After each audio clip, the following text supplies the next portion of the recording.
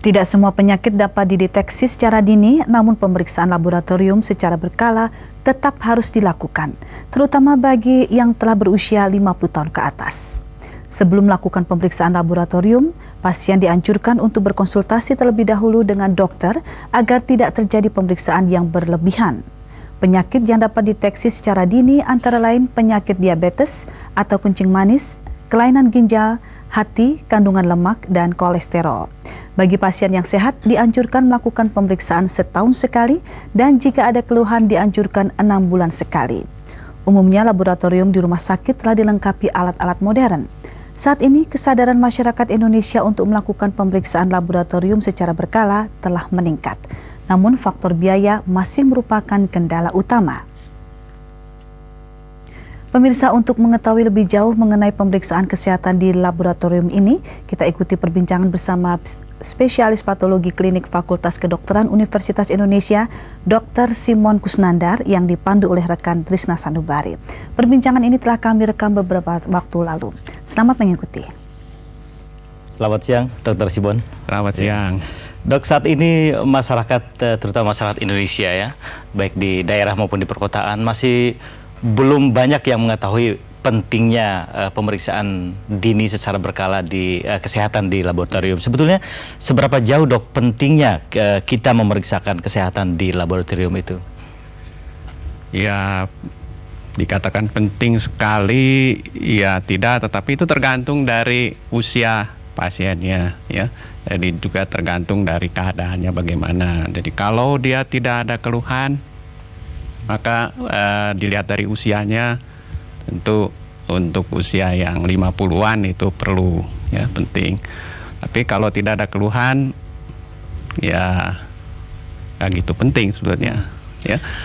Nah, kalau ada keluhan untuk usia yang lebih muda pun perlu diperiksa, sebab pemeriksaan laboratorium itu adalah pemeriksaan penunjang untuk diagnosa penyakit. Ya, apakah pemeriksaan melalui laboratorium ini sudah 100% presentasinya sudah bisa dikatakan sahih, bisa mendiagnosa suatu penyakit? Apakah mungkin ada kemungkinan kekeliruan diagnosa bisa terjadi? Iya, 100% nggak bisa tentunya, sebab untuk mendiagnosa penyakit itu salah satu adalah pemeriksaan laboratorium. Jadi di samping pemeriksaan-pemeriksaan yang lain, ya. Hanya sebagian dari data-data yang diperlukan oleh dokter untuk mendiagnosa penyakit, untuk menentukan penyakit, itu laboratorium. Jadi tidak 100%. Tadi disebutkan bahwa tidak seluruh penyakit bisa dilakukan pemeriksaan secara dini di laboratorium. Itu kenapa? Karena jenis pemeriksaannya tidak ada.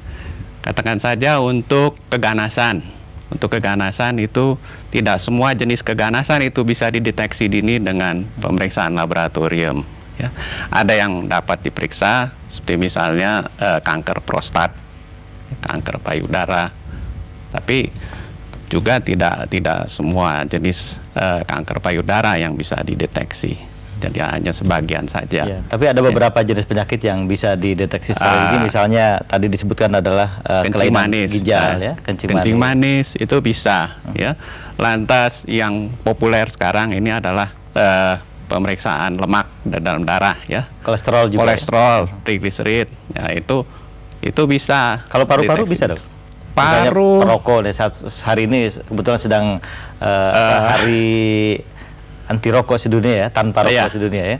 Apakah bisa juga mendeteksi paru-paru seperti itu? Kanker paru misalnya.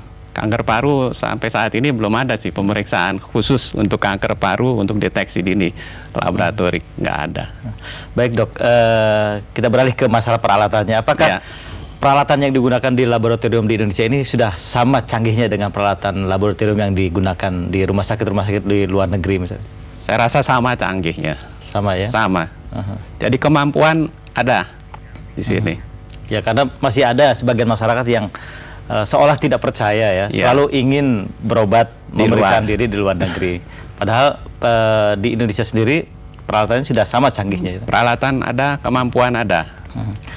ada di luar negeri itu ada pemeriksaan, saya tidak tahu namanya, yang seluruh tubuh kita dimasukkan ke dalam sebuah tabung. Itu juga termasuk pemeriksaan laboratorium, bukan, Dok? Itu bukan pemeriksaan laboratorium klinik ya, itu termasuk di pemeriksaan. Kalau di kita di sini di radiologi, itu bagian radiologi.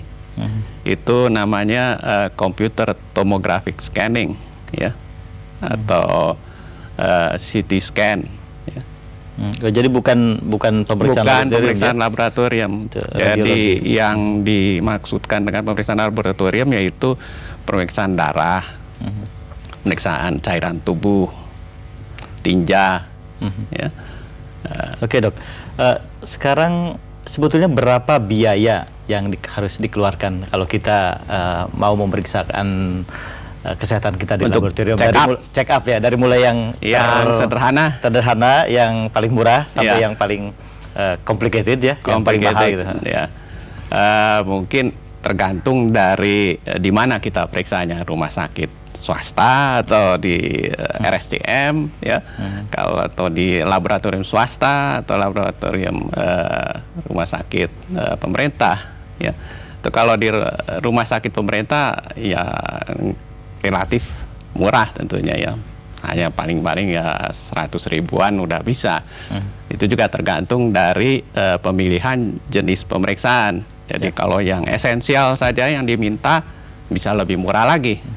Nah, kalau mau lebih luas di laboratorium swasta atau rumah sakit swasta ya bisa 1,5 sampai 1 juta. Ya. Average-nya berapa rata-ratanya kira-kira? Ada yang lebih dari 1 juta? Mungkin ada. Ada ya? Mungkin ada. Kalau dia periksakan semuanya ya, jadi misalnya dia periksa juga untuk prostat misalnya, dia periksa ya, dia periksa juga untuk yang lain-lain yang jarang-jarang diminta begitu, ya bisa banyak. Baik, dokter. Jadi intinya adalah kita sebaiknya memeriksakan diri ke laboratorium kalau kita ada keluhan, dan terutama bagi kita yang sudah berusia di atas 50 sebaiknya memeriksakan diri 6 bulan sekali ya. Iya, setahun sekali kalau tidak ada keluhan, tapi begitu ada kelainan di dalam salah satu parameter laboratorium, sebaiknya diperiksa ulang kira-kira ya 3 atau 6 bulan untuk melihat apakah ada perubahan setelah pengobatan atau dengan diet misalnya. Ya. Baik, Dr. Simon Kusnandar, terima kasih atas perbincangan hari ini, mudah-mudahan bermanfaat. Dan pemirsa, demikian perbincangan kami bersama Dr. Simon Kusnandar, spesialis patologi klinik. Semoga bermanfaat dan selamat menikmati laporan-laporan Buletin Siang berikutnya. Selamat siang. Selamat siang.